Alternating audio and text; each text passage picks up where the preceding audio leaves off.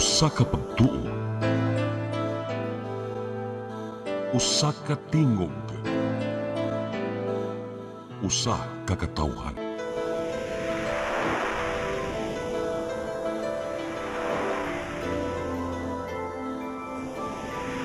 Cebu Catholic Television Network.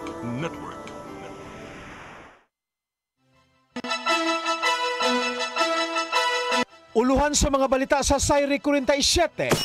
Mga lungsod sa probinsya nga apektado sa hanging abagat, gisusi.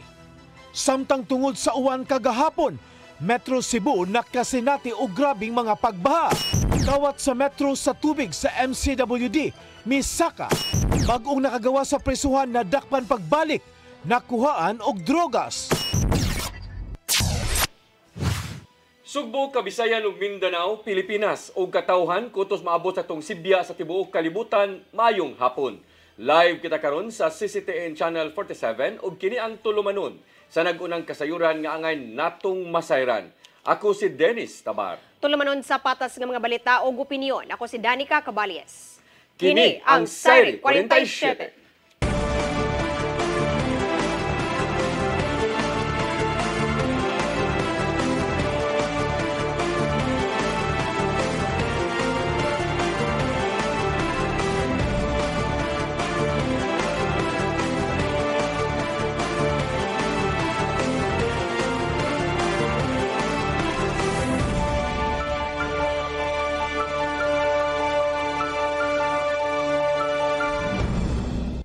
O karon sa kumpletong detalye sa atong mga balita, Cebu Provincial Disaster Risk Reduction and Management Office misubay na sa kahimtang sa mga kalungsuran nunod sa nasinating bati nga panahon tungod sa hanging habagat. Ana-ana sa 24 ka mga LGU ang nipatuman sa ilang class suspensions karong adlaw. Ang kasayuran ihatod ni Gian Navarro. Gibantayan sa Cebu Provincial Disaster Risk Reduction and Management Office ang epekto sa bating lakat sa panahon nga dala sa hanging habagat ngadto sa kalungsuran.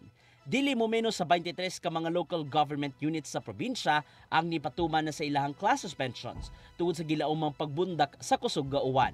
Lakip sa gibantayan sa mga local disaster offices ang mga dapit nga delikado sa pagbaha ug pagdahili sa yuta. Sama na lang sa barangay Lagtang, syudad sa Talisay diin mahimo nang kaagyan sa mga motorista. Human na sinati ang landslide sa Mongdalan niadtong Miyerkules sa hapon tungod sa kusog nga uwan. Ana sa luwas nga kahimtang ang 5 ka masakop sa pamilya human naguba ang balay tungod sa landslide. Nakigalayon ang disaster team sa tag-sa ka mga barangay aron pahimangnuan ang mga nanimuyo nga magmatngon pirmi. Mato di PDRRMO Chief Dennis Francis Pastor nga andam ang ilang mga personnel o kahimanan aron pag-abag sa himong emergency operations sa kalungsuran. There's still no alert status that has been raised, but we are preparing. And depende pa na unya kung what rainfall warning ilahatag nila sa Imanduan ni Gobernador Pamela Baricuatro ang PDRRMO nga padayonon ng pagpakigalayon sa mga local DRRMOs alang sa emergency response. Ilabi na kung magkagrabe man ang bating panahon karong nahimong tropical depression na ang bagyong Krising. Gitambagan niya ang publiko nga mosunod sa mga abiso gikan sa local DRRMOs ug sa mga advisories aron magpabiling luwas. We've seen, we are ready. We have personnel that are going to respond to any eventuality. So we are willing to help. And the DRMs are also prepared. They are prepared. They have been advised. Ilang paningkamutan sa bag-ong PDRRMO Chief nga mas epektibo ang pagtubag sa matag alarma pinagi sa dugang kahimanan nga paliton sa Kapitolyo. Apil na ang gihimong bag-ong command center sa PDRRMO nga mimutang sa Barangay Busay, syudad sa Sugbo.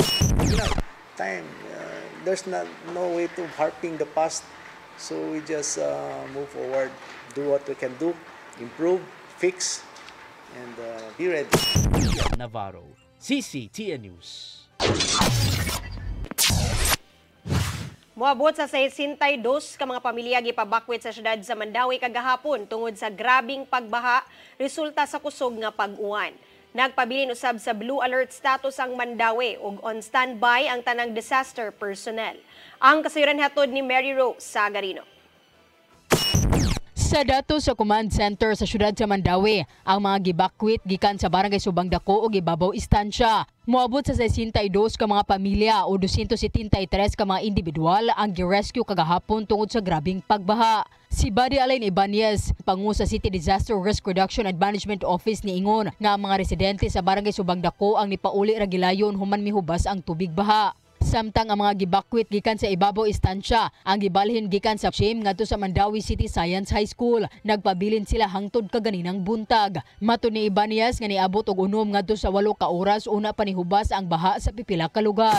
Mga area sila itong kasatong sa Ibabaw, kadapas dito tao, katong nga laog, no?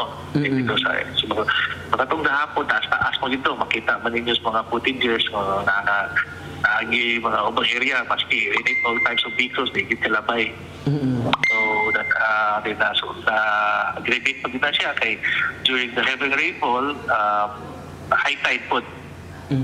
High tide. So maunay siya usas mga factors na grabe dito ito. Ang CDRMO nagpabilin sa blue alert status. Di ang tanang personnel ang naka-standby alang sa pagresponde kung adunay emerhensya. Gialerto usab ang mga barangay level disaster team. Si Ibanez miingon nga gilauman nila ang pag-uwan sa mga mosunod nga adlaw subay na sa forecast sa pag-asa tungod sa habagat og tropical depression krising sa amihanang Luzon. Isip pag-amping gisuspenso sa kagamahanan sa Dakbayan ang klase karong adlaw sa tanang level sa pampubliko ug pribadong tunghaan. Si Arnold Maligon, ang in-charge sa command center, nitaho usab nga nangandam ang sakop sa Traffic Enforcement Unit sa trapiko hilabi na sa mga dan nga daling mabahaan.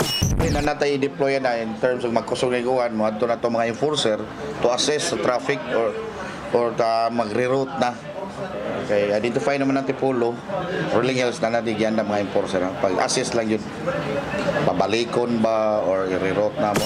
Kagahapon moabot sa 5 ka mga dan ang dili na maagian og mga sakyanan tungod sa kataas sa level sa tubig baha. Naglakip sa AS Fortuna Street ug Lopez Haina Street. Mary Rose Sagarino, CCTN News. Tungod sa kusog nga pag-uwan kagahapong adlaw, pipila ka mga dapit sa Dakbayan sa Lapu-Lapu nakasinati og pagbaha ilabi na gayud sa barangay Basak. Aron masulbad ang problema sa baha, padayong gilimpyuhan ang mga drainage sa lokal nga kagamahanan. Ang kasayuran ihatod ni Crystal Joy Filerca. Kini ang sitwasyon sa barangay Basak, Dakbayan sa Lapu-Lapu kagahapong adlaw human sa pagbundak sa kusog nga uwan nga nilanat og kapinduha ka oras nga dala sa hanging habagat. Kung diin makita sa mong video ang kataas sa tubig baha nga maglisod na sa pag-agi ang tricycle. Sa usa ka interview ngadto ni Congressman Junior Dahong Chane atong nilabay nga semana, giangko niya nga ang mong dapit mo igilauman nga mobaha kung ugaling mobundak ang kusog nga uwan.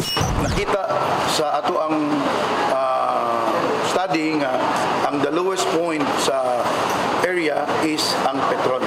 So that's the reason ang tanong tubig agtugid hanok ngadto sa ditong dapita. Usa sa mga laka nga gibuhat sa lokal nga kagamhanan aron nga masolusyonan ang problema sa baha mao ang padayong pagpanglimpyo sa mga drainage. Kaganihang buntag gitutukan sa paglimpyo ang mga drainage sa New Sangi Road, Barangay Paho. Gipanguluhan kini sa kongresista uban ang City Engineering Office, Clean and Green, City Disaster Risk Reduction and Management Office ug ang Barangay Paho. Kung diin nasuta nila nga barado ang mga drainage tungod sa mga lapok ug mga basura maong dili na masuyop ang mga tubig uwan nga moresulta sa pagbaha. Sama sa mga drainage nga gipanglimpyuhan nitong nilabay nga semana, sagad sa mga nakuhang basura mga water bottles ug single-use plastics. Aduna usab mga hugaw gikan sa mga karinderya nga adto ipanglabay sa mga drainage.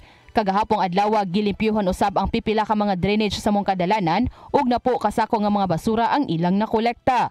Usa sa awhag sa kongresista ngadto sa mga uponganon sa responsableng paglabay sa ilang basura aron nga dili na kini mapadung sa mga drainage. Samtang sa laing balita, way klase ang mga tinun-an gikan sa daycare hangtod sa college nga nagtungha sa pampublikong eskwelahan sa Dakbayan sa Lapu-Lapu. Human mipagawas og executive order si Mayor Cindy King Chan pasado alas 10 kaganihang buntag nga suspendido ang face-to-face classes karong adlaw tungod sa bati nga dagan sa panahon.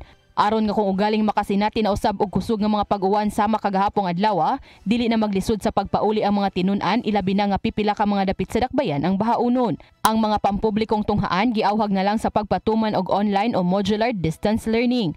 Human mapagawas ang mong executive order, daling gipapauli ang mga tinun-an nga anana sa tunghaan sa maong orasa.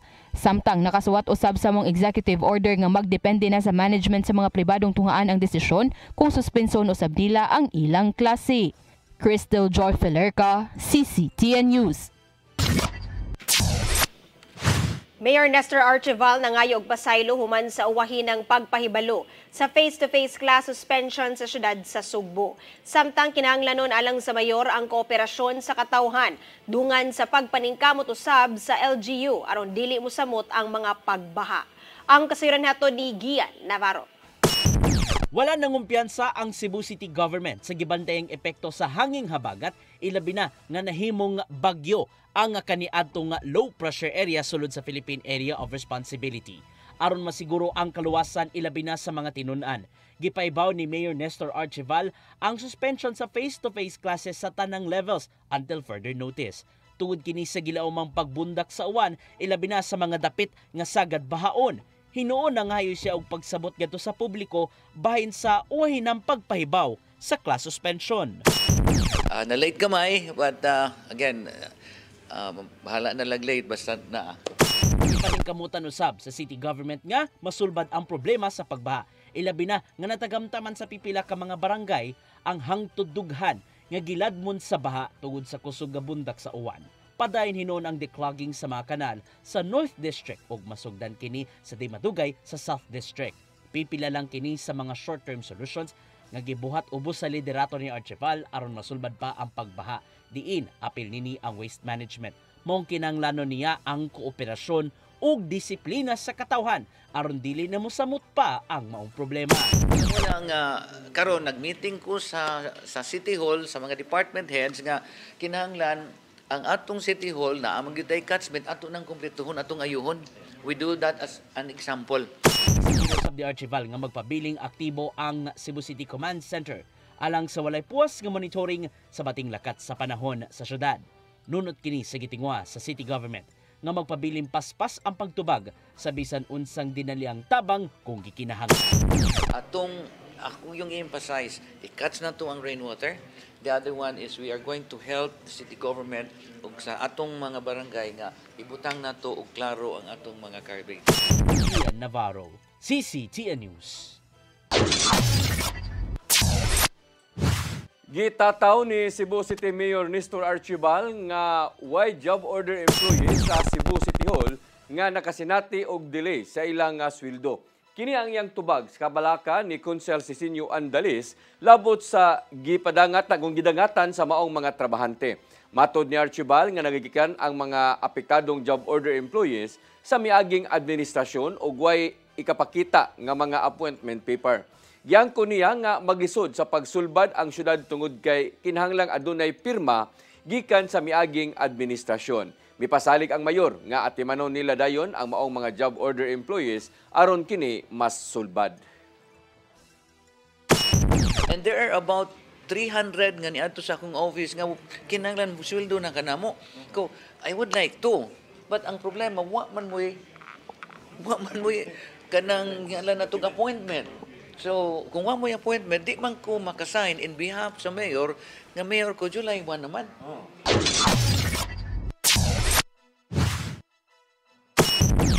Mosunod, kawat sa metro sa tubig sa MCWD, misaka kana og daghan pa mga balita sa pagbalik sa Sayre 47.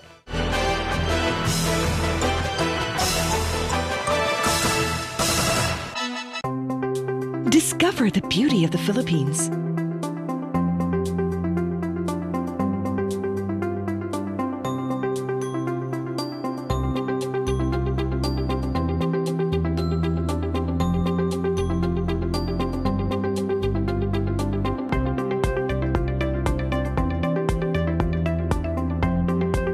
With Philippine Airlines, the country's flag carrier.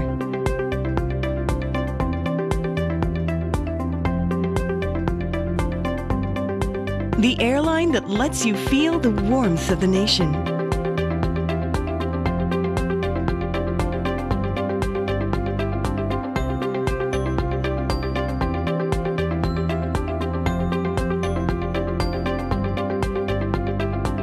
Mabuhay!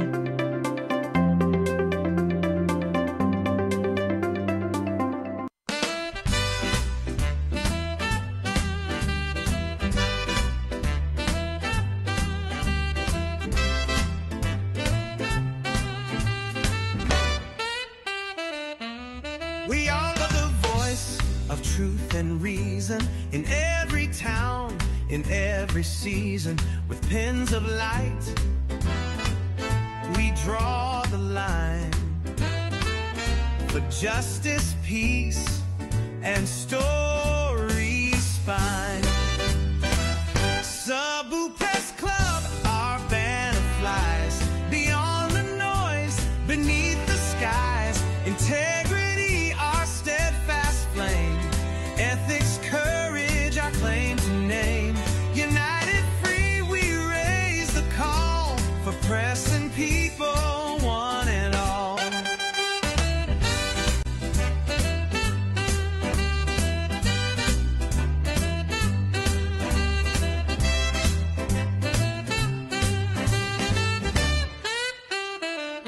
We stand for facts, for tales unbarked, for every voice that can't be caught.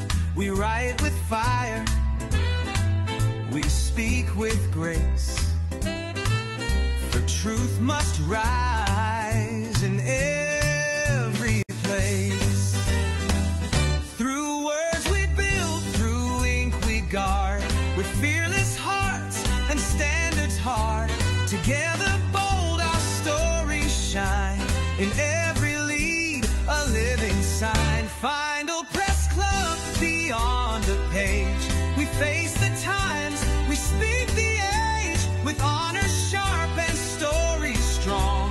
We serve the truth where we belong. For the press, for people, hand in hand, beyond headlines, we proudly stand.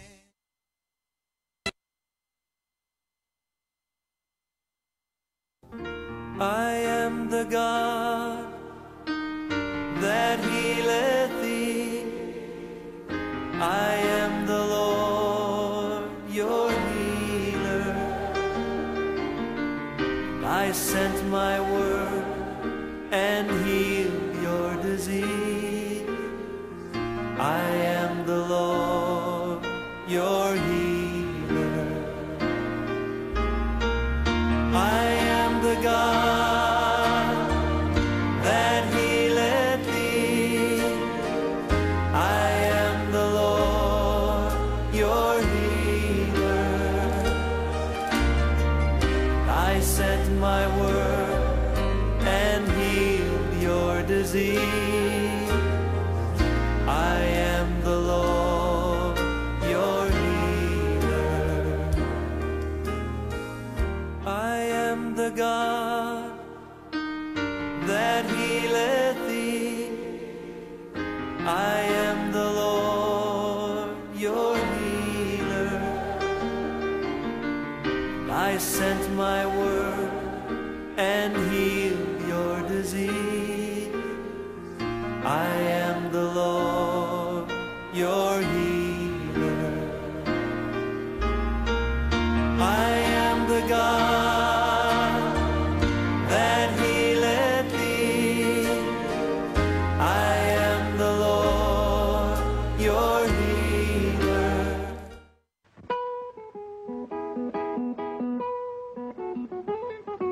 Caridad Sanchez, usa sa pinakamaayong character actress sa Philippine cinema. Sa iyang kabatanon, iyang damgong mahimong abogado, apan may patibabaw ang iyang gugma sa pag-arte. Estudyante pa lang, dihang nakasul sa Visayan movies sa iyang unang pelikulang giuluhan o Di Makaling. Gisundan kini sa pipila pa ka Visayan movies hangtod nga nahatagan ng break sa LVN Studios sa Manila. Sa ubay-ubayng pelikulang iyang nahimo, siya gipasidunggan og Lifetime Achievement Award sa Star Awards niadtong 1999. Nahimong Best Supporting Actress sa FAMAS o Film Academy of the Philippines sa mga pelikulang Bagong Buwan ug Maalala Mo Kaya the Movie.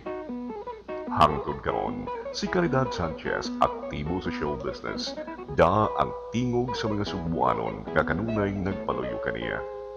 Caridad Sanchez, Karbo sa Subo, Subuanon ni.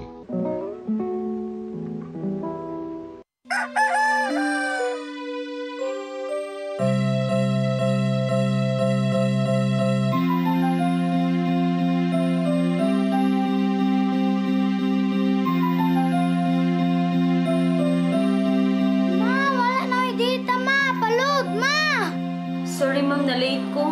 Nangita pa mong gugo para internet sa kong anak, ma'am. Ay, wala na yung problema. Pag-Sinisibu! Sinisibu, Sinisibu. For your internet connection. And for the signal of your cable TV. So fast and straight, the transmission to your home. Sinisibu! Sinisibu, Sinisibu. Offers you to have fiber optics. For your viewing experience, perfect and clear so far. So great and affordable for you to enjoy.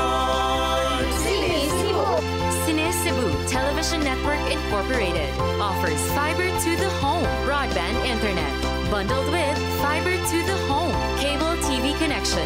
Sinisibu Television Network Incorporated with its operation in Metro Cebu and the whole province of Cebu soon. And affordable for you to enjoy. Sinisibu!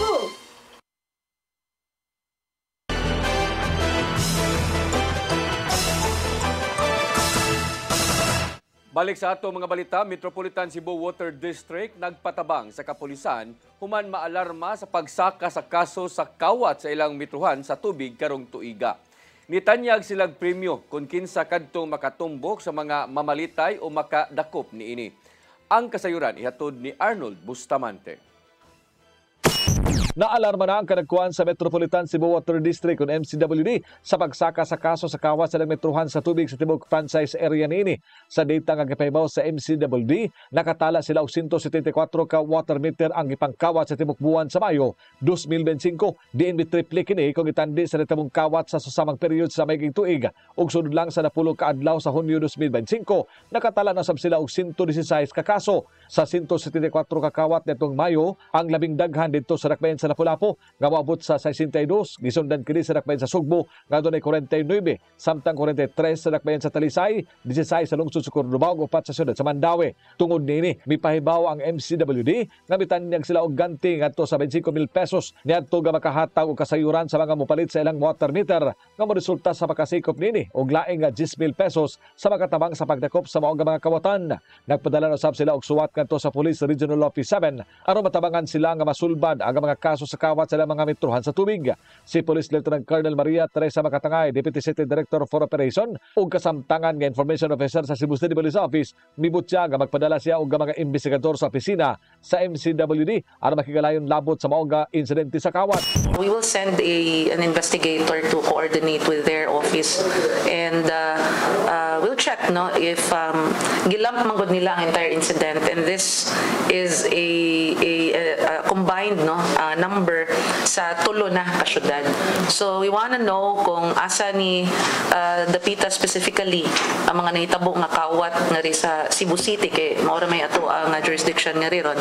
But yes, it is a fact that in the previous months, even years, aduna gyud mga reports na incidents nga naikawat sa metro sa tubig. But nga ri lang sa Cebu City, speaking for Cebu City alone, naapoy mga nasulbad ta nga kaso o mga naaresto gyud nga mga kawatan ani nga mga water meters.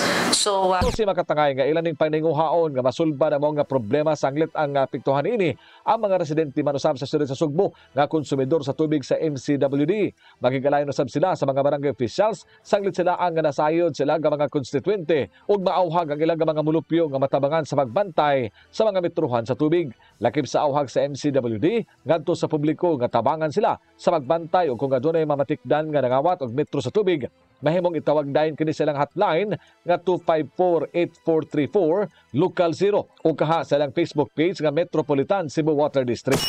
Arnold Bustamante, CCT News. Upat ka mga tulisan nga nanuli sa tunghaan sa lungsod sa Medellin na dakpan sa manhunt operation gamit ang drone. Mga sospetsado nga bagong naumol nga robbery group sa Medellin nakita sa drone kung asan nanago. Ang kasayuran natod pagbalik ni Arnold Bustamante.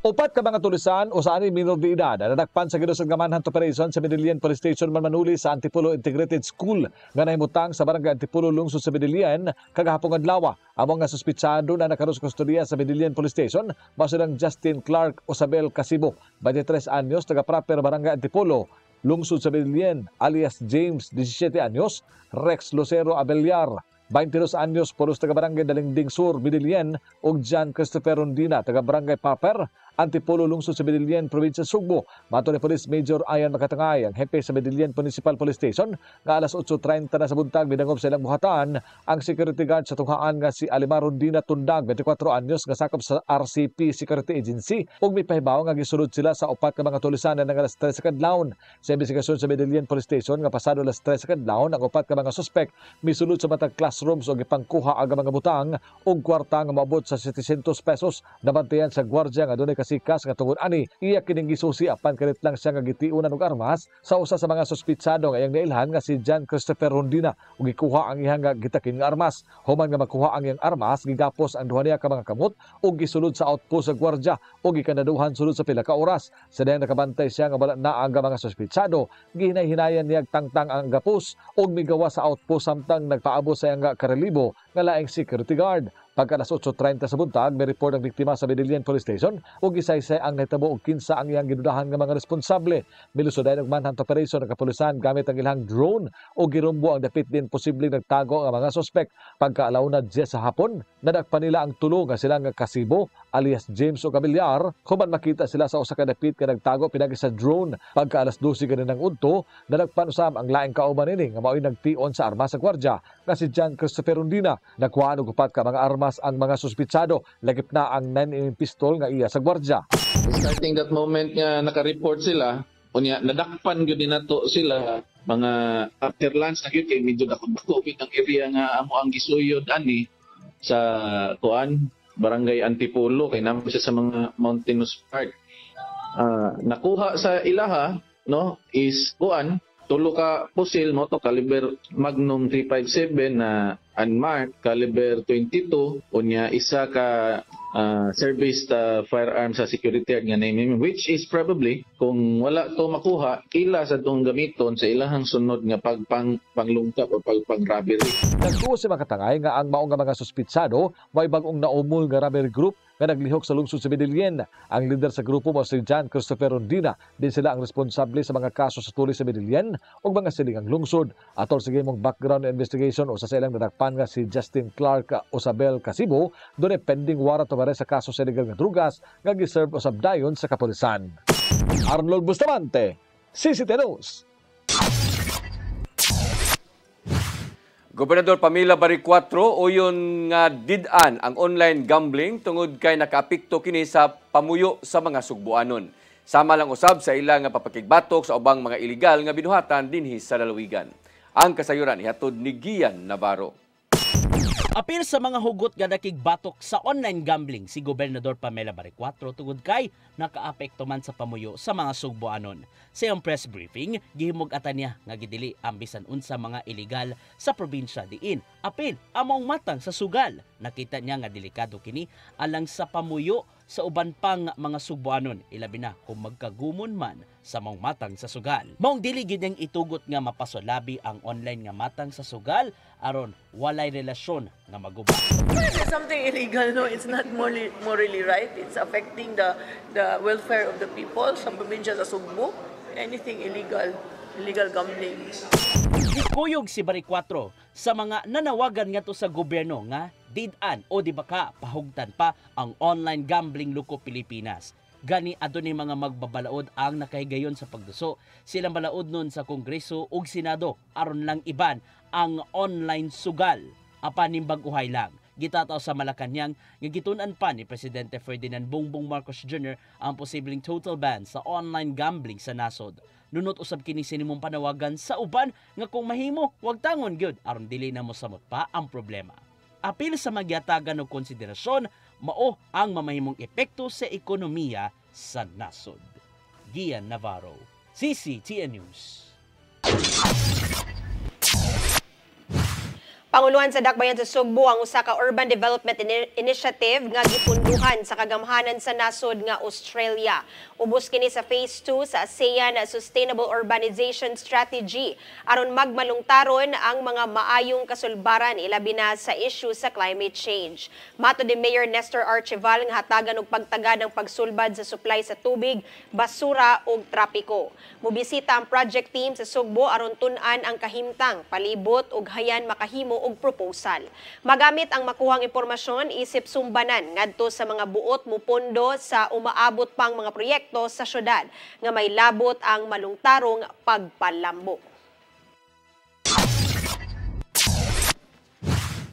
Gitudlo ni Pope Leo XIV si Tagbilaran Bishop Alberto Oy isip bag-ong Arsobispo sa Sugbo.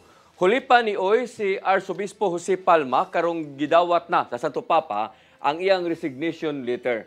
Moritero na ang 75 anyos nga si Palma human sa 14 ka tuig nga pagdumala sa Archdiocese of Cebu.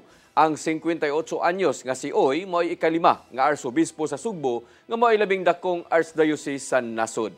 Lumad nga taga Ubay Bohol si Oy og nahimong pare sa Diocese of Talibon niadtong 1993. Hangtod nga gitudlo siya ni anhing Pope Francis isip obispo sa Diocese of Tagbilaran niadtong 2016. Atol sa Pontifical Mass sa Carmelites Monastery sa lungsod sa Lila, gihangyo ni Oy ang katawhan nga iampo ang bag-o niyang katungdanan.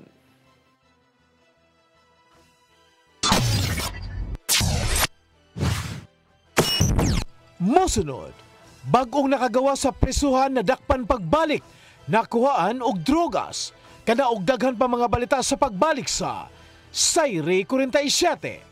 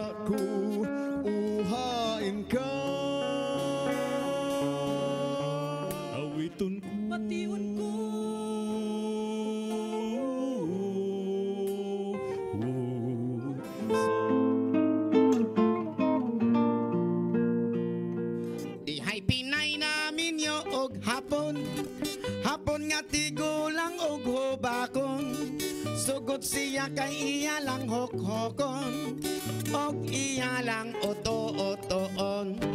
Ay pas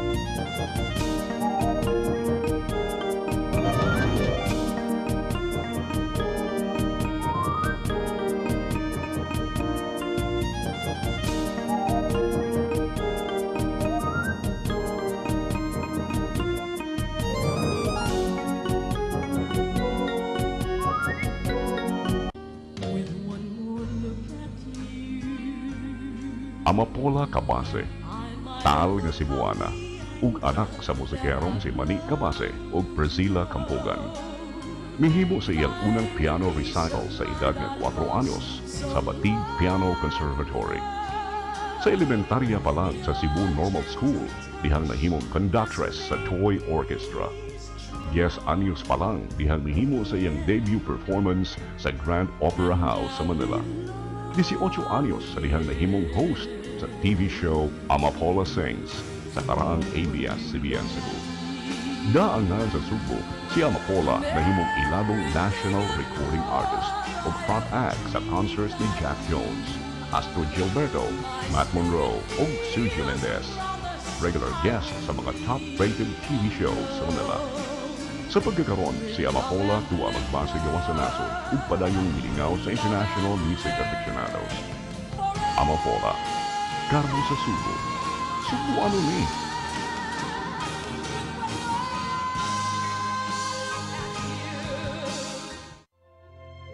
Ang kinabuhi, puno sa hagit. Sugpil na ka, Dri, ha? Ay, paginarte! Magdita ka! Puno sa pangutana. Bata pa gani ka kayo? Nagpuyab-uyab na ka? Kinsa man ang mga masakitin ako din ay karoon ha, kinsa! Kung sibuti mo'y pasabot, Daddy. Puno sa luha. Pagpili pa, ako nga imong anak o kanay imong mga babae. Kasuko. Yung lalakado pa. Ano itang kali, Papa? Apan bisan mangit-ngit pa ang imong kalibutan, aduna pa'y nagpahiping kahayag. Aduna ka pa'y kasumbungan. Mga lama, hanap na. Dear Tatay, Tunog na unlod na. Nganong handungon man. Way laing pagi aron masabtan nato ang Biblia. Kinahanglan nga doon natay relasyon kang Hesus. Hangtod sa layan natong panaguban, daghang salamat. Shalom. Tunog na unlod na.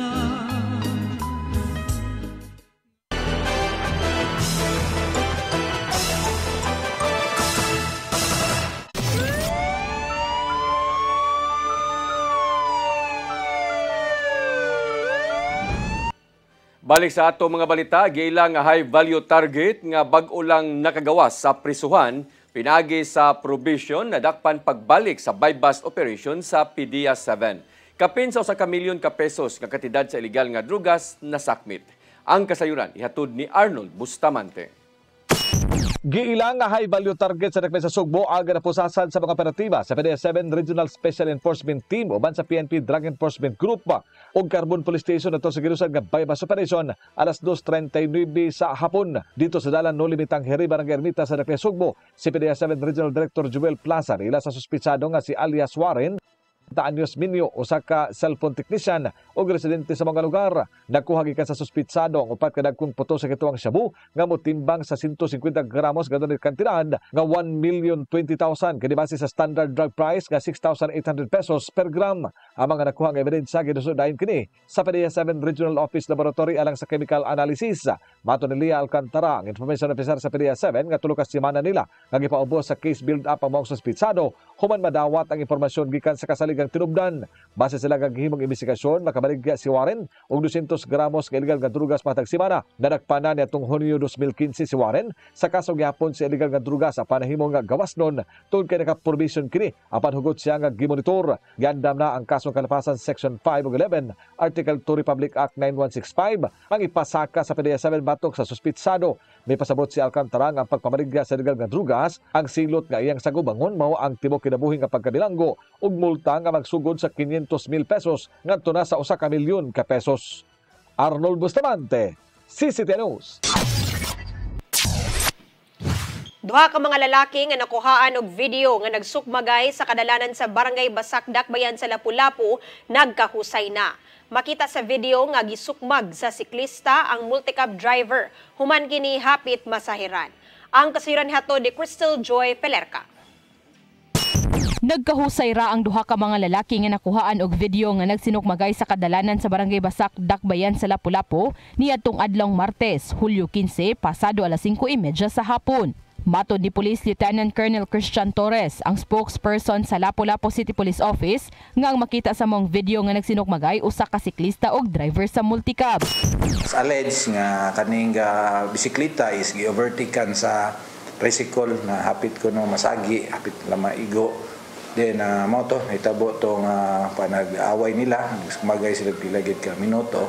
Ang makita sa video nga nagsukmag mao ang 35 anyos nga siklista nga taga Barangay Marigondon. Suma pa niini nga tungod sa iyang kalagot nga hapit siyang masagiran, ninaog siya sa iyang bisikleta og niduol sa multicab driver aron nga makig-istorya. Apan nang hagad kini og sinukmagay maong iya kining gipatulan.